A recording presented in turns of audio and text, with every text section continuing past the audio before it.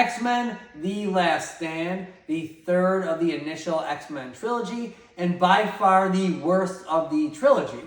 This film is okay. It's not a bad film, but the fact is the first two films, X-Men and X2, X-Men United, were spectacular. So the fact that the third one is just okay makes it seem so much worse. Having said all that, this is still a fun film. It's nice to see those characters like Wolverine, Storm, Professor X, Magneto, all back in action. So that part, and it's still fun. There's good action. It's nice that they put Beast in this film with Kelsey Grammer playing Beast. Wish he was in the first two, but I'm glad he was in this film. I'm glad they put in the Juggernaut and some other characters. So there are fun aspects to it, but you have a choppy story here and too much going on, and therefore certain things that should get more attention not getting the attention that they deserve, and some characters being thrown under the bus.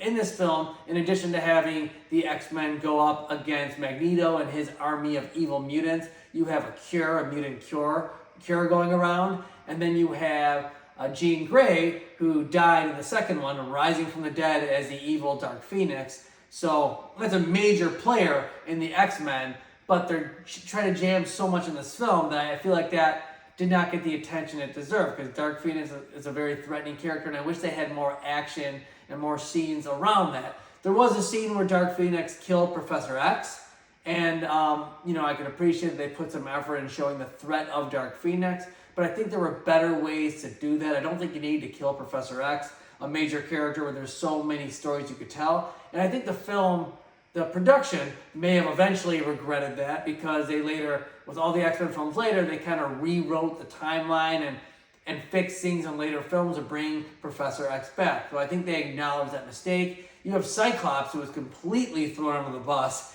and died early on in the film and didn't really get much positive scenes at all, and I feel like that character deserved much more. You have Mystique, who deserved much more, but you still have a fun film with some fun action, and it's entertaining, and I still recommend it. It's an X-Men film, definitely one of the weaker ones, not the worst X-Men film, but it's up there with the worst ones, but still worth watching.